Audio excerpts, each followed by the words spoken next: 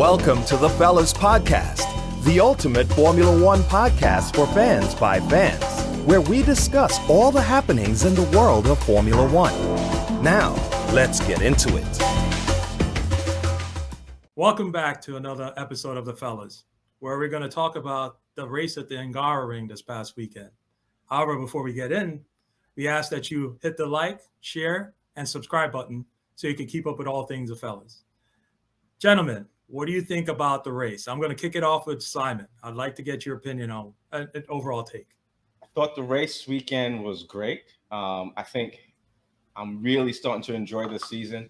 The unpredictability of who's going to win is really getting me pumped. I like that. I like the overall season thus far. This race in particular, though, there's a lot of things we're going to talk about, including I think Max Verstappen, Lando Piastri, Max Verstappen and Lewis. There's so many things that we could talk about this weekend, but overall it was a good race.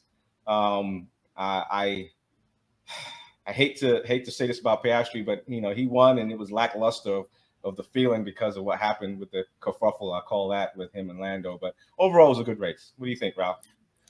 Yeah, I agree. I think the season is shaping up really, really well. Compared to what it looked like in the beginning, which was a Red Bull runaway. Max has to earn his points in so far, and we're enjoying that. The Lando and Piastri and the McLaren pit wall issue, that's a big one as well. But the race was great, and I'll say it personally: the front runners gave us so much that everyone else in the field, even though things were going on, really didn't pay attention too much to that because it was so much happening at the point of the spear on this one.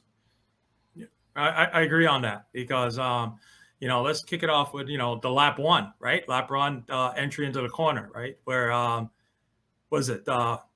Lando got a good start, right? Mm-hmm. However, he went to cover Piastri and then didn't realize that Max was coming around on the outside, right? So he had to then shift back over to go cover Max, right?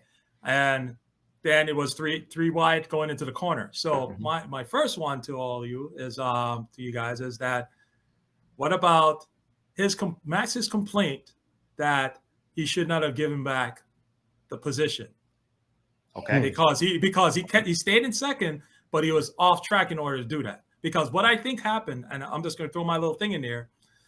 I think Piastri squeezed Lando on purpose because when you look at it, right, I went back and I looked at replayed that thing. All the guys behind him were able to stay tight to the curbing, right? Mm-hmm. However, Piastri came out and he let his wheel out. So when he let his wheel out, you could see it in one of the shots. You see his wing shows up, in Lando's line of sight. So Lando then let it out. So it's either he was helping Lando push Max off, or he was just making sure that he had enough room to take off and leave Lando. What's your thoughts on that? You want to kick in, Simon? I'm trying to use logic and physics to answer this question. I don't know if I can, right? No, bro. Just give me your opinion. But you're racing to that first corner, and everyone else behind can anticipate the braking. But you in the front, alongside someone else, you're trying to get to that corner first. So momentum is going to take you into that corner. You're not necessarily going to be able to hug that corner. You're going to slide out a little bit. So I'm trying to give Piastri the benefit of the doubt on that. Okay. Right. Okay. But I do think they gave each other enough room. I think Max Verstappen was doing the same thing. He was trying to get to the corner first, and he just lost. I think he just lost traction. He couldn't go. He couldn't turn. Right. Okay. And then you try to blame it on Lando. He got pushed out. I mean, come on. The guy was whining from first lap, first corner, all the way through the race. Right. And I think we'll talk about that in a minute. But I think Piastri and Lando probably had a strategy of making sure that they're going to go into that corner together, and whoever's in front takes the lead. And that's what, in my opinion, happened. Verstappen was a collateral damage of them going into that corner. Well, I'll say this. I'll say this. I'm not gonna go that far. They're not out there looking for likes. They're out there trying to win. right?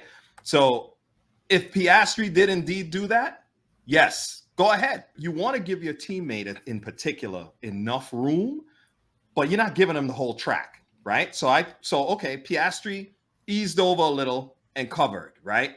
Which caused Lando to have to move over as well and cover.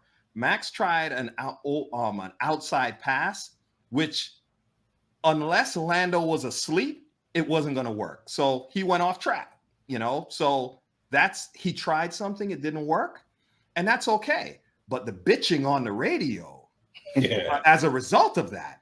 And I know these some of these world champions I've been watching for a while. They can moan, especially more in the current era.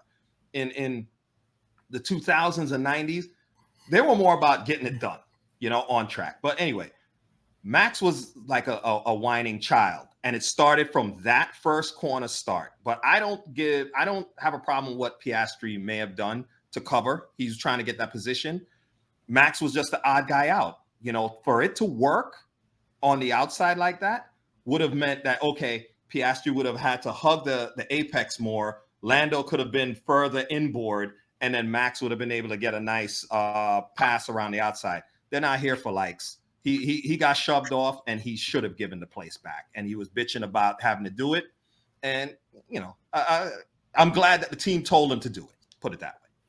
Okay, so you're glad because after reviewing, he kind of raised a point that they could have waited and see what they do, because usually in past races, they usually turn a blind eye after the first corner, right?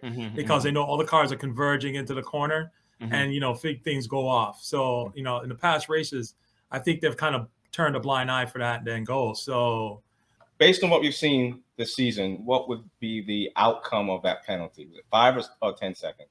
What I've said, if we do he'd probably get like a 5-second penalty if that was the case, right? If he didn't give the spot. I've seen 10 on that. It could be a 10. I'm not sure if it's 5 or 10, but they could have just left it alone, right? Because they've done, right. It could have, right? But if the risk of getting a 10-second penalty 2 to 3 laps in is probably 3 or 4 positions versus giving up 1 position. Yeah. And hold on. That's the logic that they probably use and say, hey, just give it up. Just give up that 1 position, because if you get a penalty, you're going to be behind Sainz and Leclerc. What I've seen is that when you gain an advantage by going off track, it's usually give it back, right? And if you don't give it back, then they levy the penalty. So what the pit wall was doing is that they saw that the stewards were investigating it, and for the team who wants to keep, they want maximum points. For them to tell you give it back, they must have saw that, it's pretty egregious. Give it back, bro. And so we can rock on with this, because if they come and they gonna give you a 10-second, you're gonna fall further down the order, right? So that's what I'm saying. So I think he was whining about it. I think the call to give it back was fair. And here's the thing. If he, knowing what it was, if he himself had given it back sooner, he could have tucked in right behind him and then attacked him again and took it. He did not attack, because even when he tucked in, right, up on corner entry, right, he could have waited to the next one and pounce on him, and there was no pouncing. He didn't have the pace. Because I've seen him do it already. Yeah, you're right. I've seen him do it. He didn't have the pace. Yeah. He didn't have the pace. Yeah. He tried. Trust me. I believe he tried, because for at least 1 or 2 laps, he was trying to pass back Norris, but I just don't think he had the pace. Right. Well, I think the McLarens have they're good on their setup is good through corners, high speed corners. They have the grip, right? I'm still, the verdict in my eyes is still out for, which we'll see next week, what they are like on the straight, right? For me to come on, I'm just going to put it out there. For me to come on board and say that McLaren is ready to fight. I don't know what else you need to see, Red Bull. I don't know what else you need to see. Listen, Ray. We're going to change your name on the bottom to the next race guy. Because you just like kicking the ball down to the next race. I don't know what else you need to see, man. Hey, it's okay, bro. It's okay. I need to see next week. Okay. They show up and they run, because Spa has a big long straight. and they run on them, then I'll say yes, we're there. But I think this track played to McLaren's strength. Yes, it did. I think yes, it did. so. I agree with you. Up. I agree with you, and it played.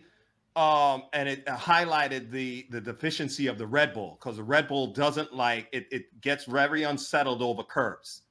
And there was footage where you saw it where Lando was able to ride the curb more, right, than Max. Max had to ease off of it because it unsettles the Red Bull over the. So it wasn't, the suspension wasn't compliant enough to take the curbs. Okay. But this has been going on. This is inherent in the design of the car, so that's what it is. So Spa is a different circuit altogether.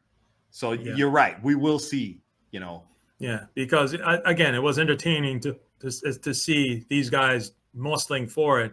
Mm-hmm. Yeah, we forgot the back markers. We didn't have to go back and try to pick out in the back to see what's going on back there. So that was good. That was good. I enjoyed that immensely. Thanks. So I'm gonna I don't know. Did somebody else had to chime in, because there's the other thing on the list that we're gonna hit. So I just want to finish up with Max a little bit, because go for it. Ralph mentioned his whining through the whole race, and the commentators were made a statement that he was on EA Sports, the Team Redline racing simulator, to 3 a.m. in the morning. Of course, Red Bull came back and said that's not garbage. He still had his 8 hours sleep before the race, but he just seemed like he was moody from the jump. And so either that's him being fatigued, or he's having issues with his team, because his attitude towards the team was very, very aggressive. I'm wondering what's happening in that paddock. I'm wondering what happened after the race. He knew better than to duck into the inside corner on Lewis on that turn. Oh yeah. We'll get to that. We'll get to that. But he was just in a crappy mood, in my opinion. Well, you know what? Here's the thing that I've heard that they said this was an upgraded Red Bull. Yes, new it got an upgrade package, this weekend. Right? Yes, this weekend. Yes. Here's my question, and I haven't been able to find an answer yet.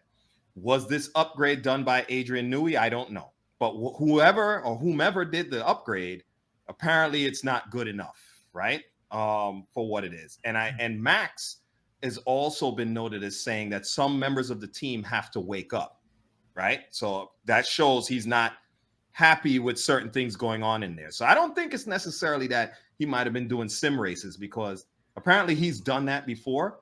I think it's that he's not happy with what's going on within the team as far as the car, giving him the equipment, the superior equipment to really shine. And now he finds himself battling with the cars that he used to be able to walk away from. Like next week, Ray used to say, somebody needs to show up and say, I'm here, bro. I'm here. Well, they're here now, but I'm here. A right? whole bunch of them. A whole bunch of them are here.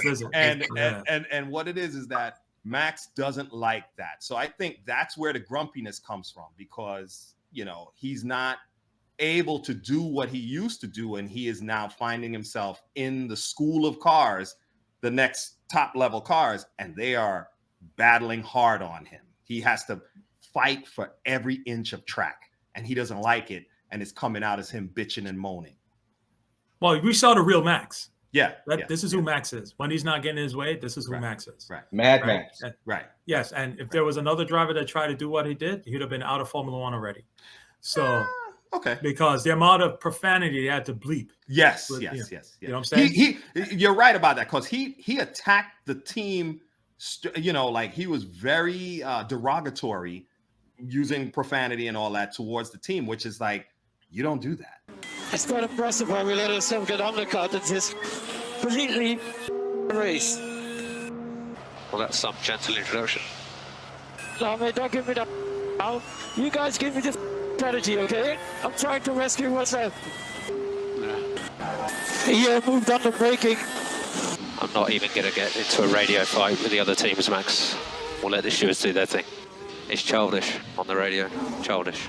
Very aggressive. That's what I was very saying. Aggressive. He was very aggressive. Yeah, Spoiled child is what I call it. Spoiled child.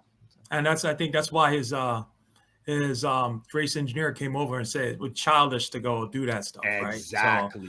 So I think that was a dig back at Max. Exactly. So, but you know what? We're gonna jump to lap 46. Okay. As somebody said, kerfuffle. I think I heard that here. That was Simon. Okay, the screw up from McLaren, in my opinion, right? Because I'm just going to put my pieces, and then you guys can chime in. They were worried about Lewis, right? Doing the undercut, whatever. However, I did not time how long it takes from pit entry, including the 3-second tire change to pit out, to see if that time that they were worried about would be eaten up by pitting. In my opinion, they messed up by not pitting Piastri first. Yes. Right? They should have pit because Lando was sacrificial lamb at that point. Yes. Right? He's a number 2 guy. He would go long. His job at that point in that position was to make sure that nobody else could catch up so Piastri could get time. Right? Yes. Yes. I think they screwed up. That caused the whole melee behind it, right? Because if they had pitted Piastri first, there would be nothing to say about this, right? It was a legitimate concern to think about Lewis. A legitimate concern. No, not sure they should have pitted Norris first, but even doing that, let's just say that was a mistake. The second mistake was Lando not giving Piastri his spot back at lap 48 when he had an opportunity to do it.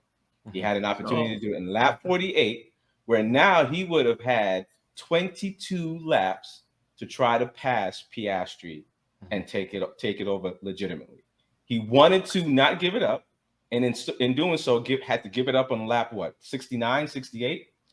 It's too late then. You can't battle for that position now fairly.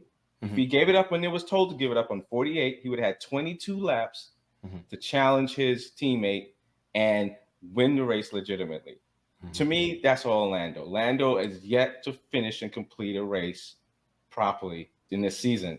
And I think that's him again making a mistake. He wanted it so badly that he didn't think about, well, let me just give it up and then race him for it.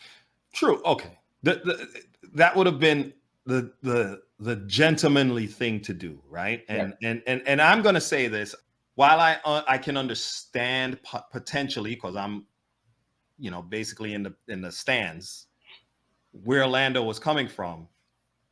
By what we heard, apparently it was agreed upon in the briefings before. He should have given it back. And what Simon said, I could see that. Yeah, give it back, tuck in, ease up, give it back, tuck in, and then race him for it and take it, right? He didn't do that. But on the flip side of that, Lando is the next one closest to Max in points, right? And let me say this before I go on that road. I did not like that he didn't want to give it back, right? I'll say it straight. I did not like that he didn't want to give it back because it appeared that it had been agreed upon. What the pit wall came out and said is that we have discussed this. You need the team and you need Oscar in order to win a championship. Trust. I could see Lando getting caught up into the heat of it to say, hey, man, I'm the next one to challenge Max. Max is falling back. I don't know if he knew how far back he was. If I could get maximum points, it's going to inch me that much closer to him. That was his thinking, but I think it made him look bad. It did. Right, yeah. It made him look bad that the team literally had to keep nudging him to move over, right? And what that does is that if I was Oscar, I wouldn't necessarily trust him in going forward now to say, hey, I'm going to give him this. I'm like, nah, he's on his own. You know what that can cause? That can cause Lewis and Rosberg during those years when they were battling, when Rosberg was lucky enough to win the title that year after having to work that hard. You create where you no longer have two cars that are working for the team. They're working for themselves because there's no trust. So I think it made Lando look bad, although I can understand in the heat of it what he did, what he was trying to do. It really made him look bad, and he should have given it back earlier.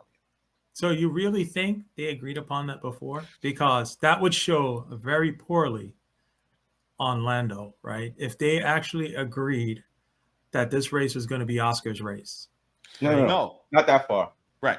During the race, before they pit Lando, they probably agreed, we're going to pit Lando to cover Lewis, but we're going to give Piastri back the spot because we know you're going to be ahead of Piastri when you come out of the pit. Right. So let me see if I hear you right. So you're saying this was not a pre-discussion before the race? No. No. It wasn't a pre-discussion. It's like what Simon said. What I'm saying is that they're trying to keep a cohesive team, right?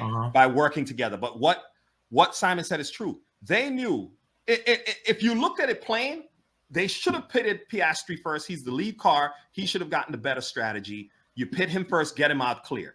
But like Simon was saying, and what happened, they're trying to cover for Lewis because they felt Lewis could be a threat. And he could be if he closed in, Lewis is going to pressure you for it. So they wanted to cover for Lewis. So what it is like, listen, we're going to pit you first to cover Lewis. We know that you're going to get out ahead of Piastri, but we're asking you, the guy led from the first lap all the way up until that point. We know you're going to get out ahead of, we know you're going to get out ahead of him. Give the place back to him because that's the right thing to do. Because the only reason you gained that first place is because we gave you the better pit window. I hear you, because Piastri in the past has been given the order, let Lando through, and he's done that. No ifs, ands, or buts, right? I think they are the ones that, again, orchestrated this kerfuffle, as Simon says, because if Lando knew that he needed to give back the position to Piastri, right? If he agreed to it, he then would not have done what he did, because right now the first place that Piastri got is junk. I'm just going to say it that way. He belittled him in the race, right? Before he gave it back to him. So if there was, in my book, if that was a team player, no longer a team, you know what I'm saying? Because he dirted me to the public, right? If you agreed upon something, right? Because he went back and forth and, the pleading and all that stuff. Yeah, he made his point to say, he should have just took it like Vettel did and just win it off, because after all of that to come back and turn around, Piastri, if I was Piastri, I said, no, I don't want the race. I don't want the win. Not like this. And let him go and I'll take the second place. I said, I don't want it like this, because it soured everything, in my opinion. Well, listen, you're right. Within the team, it has. And to be a world champion, that's how it is, right? What it's shown Oscar now is that he has to drive for himself when the opportunity presents himself and screw Lando. Not screw, like, don't think about him, right? Because Lando, what he did was underhanded. And they made reference to the Red Bull, the Mark Webber and Vettel thing, where this is what's happened when they said multi-21, right? Red Bull back then had the code, and you'd hear it. They would say multi-12.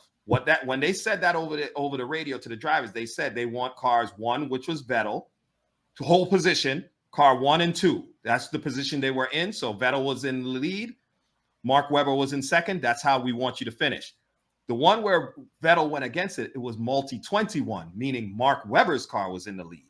Vettel was 2. They were supposed to finish that. Mark turned down his engine and was cruising, because that's what he's supposed to do. Vettel turned his engine up and attacked him, right? So what is the only difference there is that Mark didn't have the measure of Vettel to challenge him consistently to punish him for that.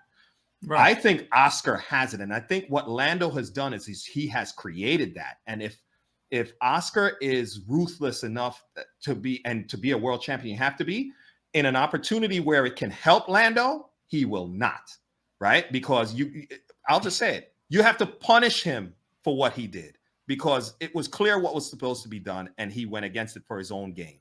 Okay. So a little bit of me is on Lando's side, a little bit in the sense of, to be a world champion, you have to be a little selfish. You have to be, right? Where I think he messed up here, though, is that the decision was made at lap 47, 46, right? And he went along with it. Let's just say he didn't go along with it, Ray. He was like, okay, well, I didn't want to give it back, but I'll give it back at lap 48, and I'm going to run him down now and take it from him. That, to me, is where you're selfish. You give it back, and then you take it. That's what a champion does, to show him, like, who's the better driver. What he did there, he's lost a little trust with his team. And what the guy was saying, and some of the commentators were saying, is that it's not just about your team. Let's just say you go to somebody else's team. They're going to remember what you did on this race. So long term, Lando, it's in your best interest to give this spot back. All he had to do, Ray and Ralph, in my opinion, was give it back to him at lap 48. And attack. This whole thing goes away and attack, right? Because Piastri won. And if you look at the lackluster celebration after winning, it told you everything you needed to know about how that win went for Piastri. This is his first win, and it felt like he didn't win at all. Yes. There was no energy. And I'll say this. What is it? I think it was 2002, Austria, Ferrari, Michael, Rubens, Barrichello. Rubens led the race from the start, ran it all the way. The team, that was before they had to release some of the team-to-car messages. The team apparently had been on the radio to Rubens the entire time saying, let Michael through, let Michael through, let Michael through. And Rubens ran, and Michael couldn't catch him, right? Michael could not catch him. And he ran and ran and ran and ran and ran. And you know when Rubens, they threatened him. They came out. They were threatening Rubens over the comm. Rubens waited until the last lap on the last corner and slowed. You saw it blatant. He slowed, and Michael went through. Then he came in, and then they finished that way. Michael first, Rubens second. That's what, yes, I agree with you, Simon, that Lando was sending a message in a sense, and he did belittle him, just like Rubens was trying to belittle Michael. The problem was he didn't have the backing and the ability of Michael, so it really didn't go anywhere for Rubens. But what Lando was doing was, yes, he even said it. Well, tell him to catch up. So he's saying you're too slow, right? You can't. He messed catch up twice. He did mess up twice, but yeah, and that's why I think, Lando, it was yours to go and get. You don't win it that way. Piastri messed up twice, and if Lando had given it to him on lap 48, you have 22 laps to go get it. Go attack. Yeah. Don't earn it that way. Don't get it that way. You know what I mean? And I agree with you. I heard Piastri's radio after, and I was like, yeah, that's tarnished. This is not his first win. He can't savor it. He can't savor it. If McLaren had pitted him first, he would have been able to savor it because Lando would have never been in reach of him to catch him. Yeah, I agree. Okay. I agree on that statement. So the other one I wanted to bring up is our favorite, Mr. Max and Lewis. Yes. Right? And the complaints that came about that. What did you think about that dive bomb that he complained about? Who is it? He complained about Lando doing back at the Red Bull ring. Yeah. Right? That to the point where he was completely out of control.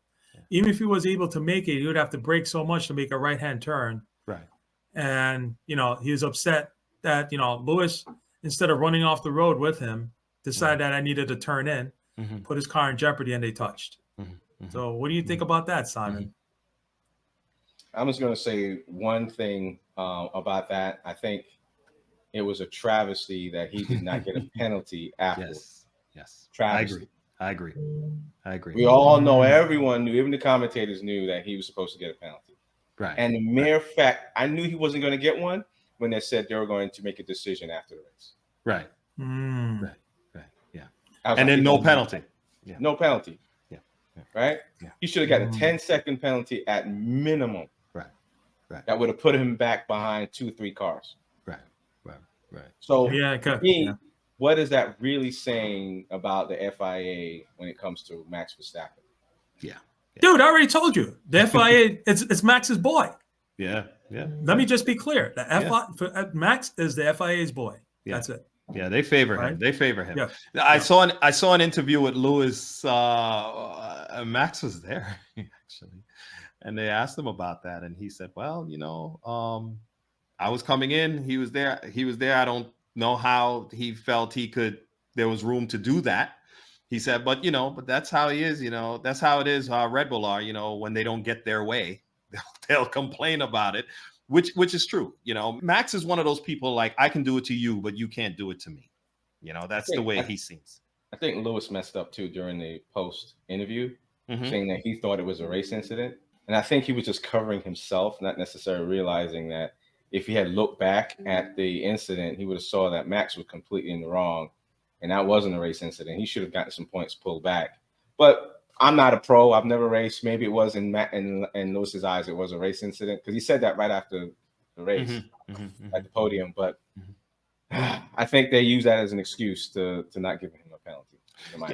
Yeah. Well, I think I agree with you. I agree with you, and I think, you know, he said that because Lewis didn't really get hurt by that move. Max did, you know.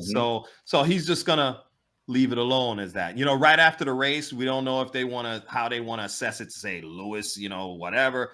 It's a racing incident, and he could say that because he wasn't hurt by it, you know, and Max was. But this race was very interesting because I hope the rest of the races go on like this, because you're kind of seeing a crack in the armor of Max, or the supposed armor, like the pressure when he has to dice for those points and for track position, he starts whining and complaining and, you know, all of this stuff. So I don't know why he thought he could make it through on that pass, by the way. That's all. So let me get this straight, Ralph. You're saying that on a straight with no DRS, everyone's saying, I'm coming to get you, bro. I'm coming to get you, bro. You know what you're saying?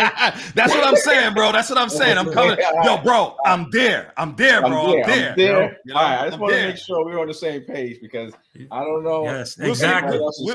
We'll see what next week Ray has to say. Next week, yo, without DRS, if McLaren rolls up on that back and say Max is in front and he rolled up on that gearbox, I'm on board, because that's going to be a kick. That is going to crush Red Bull, because that means, yo, bro, you're not the chosen one no more. You're back with the rest of us. I'm here. Let's get it on. Listen. Yeah. It's it already is becoming apparent that the McLaren is closer to having the measure of the Red Bull on certain tracks. Let's say that. Okay. On certain tracks. Right. Thank you. And the Mercedes is closer than it was at the beginning of the season, right? But not quite there yet. It's not quite there yet. I mean, Lewis got he got the win at Silverstone, and then he got a third place here. You know, Spa, as we know, is a high-speed track. Yeah. So we'll see. That's yet another arena. Let's see how they fare with that. But yes. You know. Yes, I agree on that, because I was just wanting to mention that the car and Lewis seem like they suffer from securing the rear of the car. I guess with their aero package, that the car the back is always loose, right? And I think if they could figure a way to make it more stable without creating more drag, I think they would be right there with McLaren and i.e. Red Bull.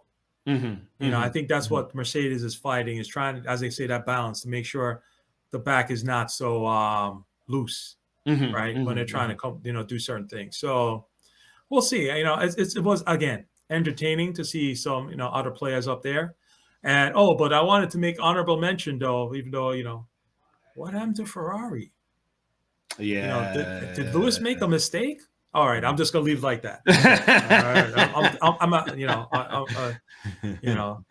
so just an observation. You know what? Yeah, Leclerc finished in fourth, and compared to Oscar, he was 19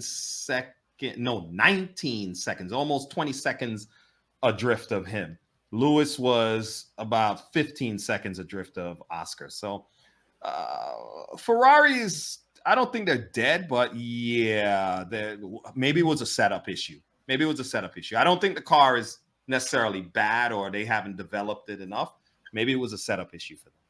Because, correct me, Ray, Spa, as we know, like we said, is a high-speed track. So you don't want to run a lot of downforce, because you're going to get a lot of drag on the high-speed straights segments of the track, right? So So you're going to have a looser car. You should have a looser car in a sense. In theory, yes. They should be coming with a smaller wing, right? Right. Because that front straight off, they hit Eau Rouge, right? It's going to it's sizable. Plus the one on the backside where they approach around to do the do the kink to come back on that, where they start. So yeah, so you want to run a lower downforce, but we'll see. And in years past, I know there's been a lot of action coming right out of Eau Rouge, that little straight running down to that. It's almost like a chicane. There's been a lot of passing that has taken place in that segment of the track. So we'll see. I'm hoping that McLaren is there, bro, because I've been cheering for, if they're there. But so you want to do the recap of the standings here, Simon? Do you got some info? Yeah, no, it's interesting how close the season is halfway through it, right? So Lando to Verstappen, currently Verstappen has 265, Lando has 189, so that's a 76 points difference, right? So that's 3 races, right? Right. Leclerc to Lando is 189 to 162. 27 points. So, the top 3 are within 100 points of each other. And then I think the honorable mention is Hamilton jumped from 8th place to 6th place, and he's really close behind the other 2. I think it's 25 points to Sainz going forward. So it's really a close season. It's really a couple of DNFs here and a couple of wins here. You don't really know who's going to be 2nd, 3rd, or 4th. Right. First right now is still kind of up in the air as well, but not as much. You can still, it's still Max's to lose, right? And I'll say it that way. Go ahead. You going to say something, Ralph? Yeah, I was just saying, when you were reading off the stats, I was taking a look at it. So it's very interesting. Again, I know we bring up Sergio every now and then, but you as you said, Lewis is now in 6th with 125 points, but Sergio, who's driving a Red Bull, is in 7th place with 124 points. That does not look good. And we know the Red Bull is better than a Mercedes. To say what Ray has said is, what's going on with Sergio? Like, what's happening that he's that far down in a car that his teammate has in the lead? Lewis has passed him. 1 point, I know, and I know it could change, but what's happening with him? That's just a question. We'll have to wait and see. But so he brought up a good point, because I wanted to pose it to you guys. Do you think after the summer break, will Sergio still be in that seat? Yeah. Okay. What do you say, Ralph? Well, you know what? Yeah, maybe, because unless they swap him for Carlos Sainz. But we middle of the season? No. Meaning for next year. No. I mean for the end of the season. I'm talking. Well, who can they put in? Who do they have? So what about Liam Lawson? What about I've heard rumor Berman. about Oliver. Oh yeah. Oliver Berman. Yeah, true. He did all right when he drove that Ferrari on that race. So yeah. So everybody's talking about. But he's already picked up. I'm sorry, Berman is already picked up. Yeah, he's driving. So it's either Lawson, I think. Or what about this, Yuki Tsunoda? Because Yuki's been doing all right. But give him a faster car. See what he does. Hold on. Let me see. Okay. I see what you're saying. He's in Red Bull Honda. Yep. Why not Ricardo, man? No. He's not there. Well, you know something? You know something? Then, yeah, I've seen that, because what's his name? They had swapped. I forgot the driver's name. They did a move like that, and Gasly. Pierre Gasly used to run. He ran the Red Bull for a while. They moved him up, on a situation like this where they had the driver wasn't performing, and they put him in the seat. What's his name as well has driven alongside Max, Alex Albon. They had moved him up to Red Bull, but he couldn't handle, so they say, couldn't handle the pressure, and they moved him back down, and he's since moved on to another team. Yeah, maybe, but Yuki's good. I think Yuki's he's doing well, but I think he still has to mature a little bit more. Yeah, but he should be better than Sergio by Sergio's lackluster performance. I agree. Okay. I think he complains like Max, because when Yuki gets pissed, he let it fly.